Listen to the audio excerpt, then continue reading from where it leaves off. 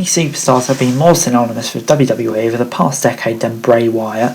Wyndham Rotunda, the man who has portrayed Bray Wyatt since abandoning the Husky Harris character in early 2012, is a homegrown talent, a WWE mainstay and a third-generation superstar who has surpassed the in-ring achievements of both his father, Mike Rotunda, and his grandfather, Blackjack Mulligan. A three-time world champion in the WWE, twice as Universal and once as WWE champion, Bray reached the upper echelon of performance in the 2010s and was a clear favourite of Vince McMahon. Yet this past Saturday, Bray was released from his WWE contract after a lengthy absence away from the cameras.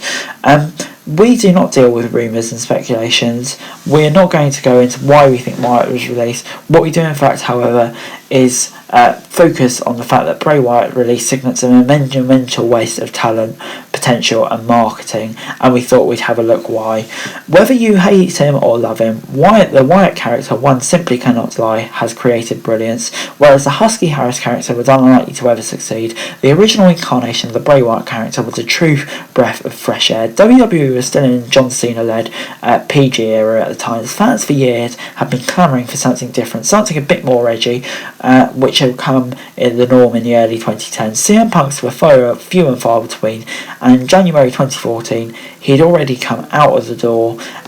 Bray Wyatt vignettes began, teasing the debut of man with God complex, which exposed him as a Southern Charles Manson inspired cult leader. Fans took to it immediately. His promos were quite admittedly genius. Bray developed a soundly deserved reputation as one of the best promo guys in the company. To the everyday man, they were promos which might sound like ramblings of a madman, but to anyone with more of a tune in their ear, they were revolutionary, riddle-filled promos, more akin to Shakespeare than WWE.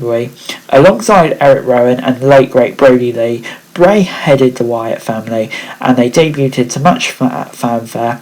They were an instant hit and soon found themselves feuding with other white-hot trio in the Shield. With thanks to Wyatt's promos and clear non-PG character, they became arguably the hottest act in the company, and their simple stare down with the Shield in February 2014 was so over that they garnered more attention than opponents who actually clashed that night. Bray's popularity played a tremendous role in Daniel Bryan's Yes movement.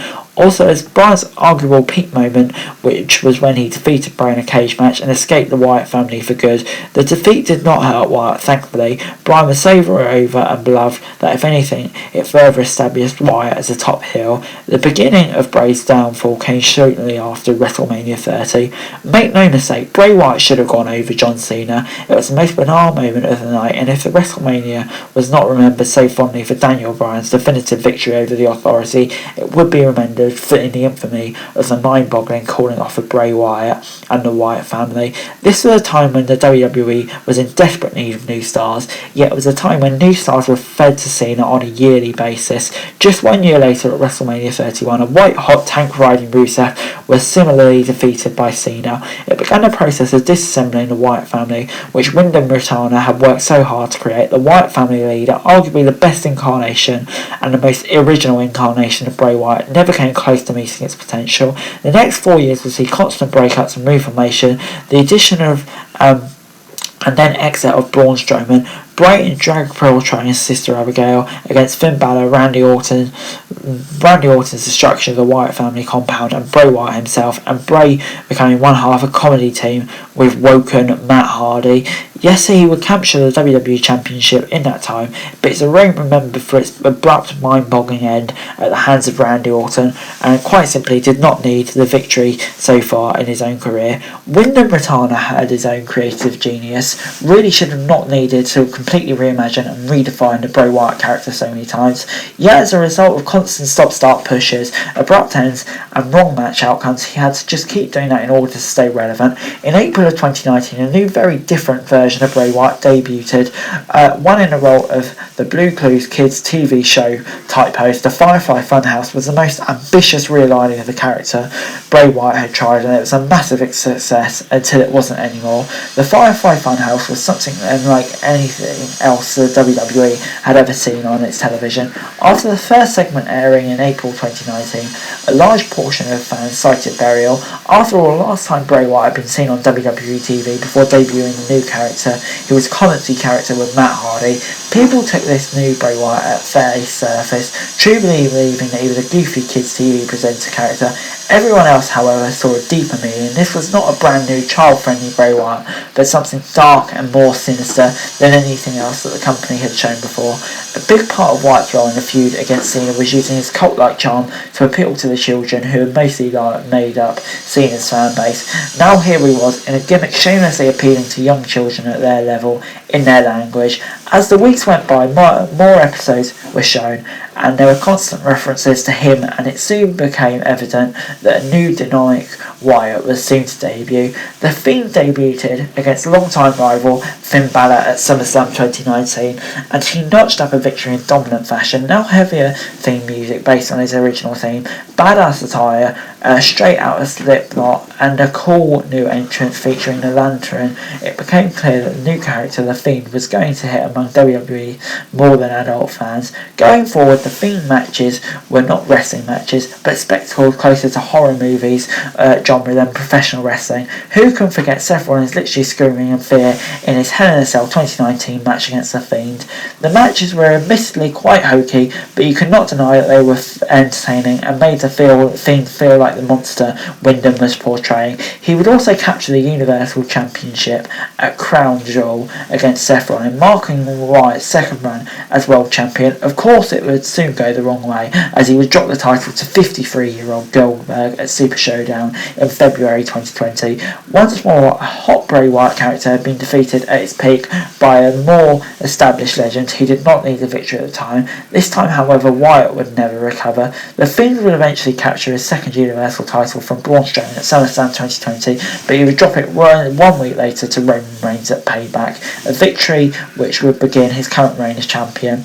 Then Wyatt would be drafted to Monday Night Raw and enter into a feud with the man who arguably was his most fierce rival in Randy Orton. Earlier in the year at WrestleMania 36, Wyatt had defeated John Cena in a Firefly Funhouse match, a match more akin to a David Lynch short series in WWE.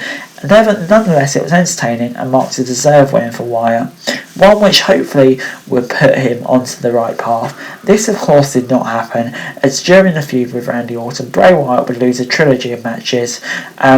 Whereas he would win the first of the trilogy on Raw, he would suffer 2 defeats at TLC and an Inferno match where the Fiend was presumably murdered by Orton, and once more at WrestleMania in a match which distracted by an ally-turned-female Fiend, Alexa Bliss. We would never see Bray Wyatt again on TV, and barely heard anything about him until this past Saturday, when the news broke over his release from WWE over 12 years after his FCW debut against Tank Mulligan. We do not know all the details about the release and the possible reasons that Wyndham might have negotiated his own contractual exit to focus on himself and his family for a while. Whilst it is certain, however, it is the release that signals one of the greatest wastes of talent in recent memories. Whereas Wyndham Rotana is not an elite in-ring worker, he is undoubtedly one of the best at capturing the entertainment aspect of pro wrestling, and aspects in which it is impossible to learn his level. You either have it or you don't. Additionally, Wyndham released Signal, a potential marketing nightmare for years. Bray Wyatt was one of the biggest merchandise movers in WWE. If you go to the WWE online style, you will see that the Fiend merchandise is abnormally expensive, and it actually sells at those prices too.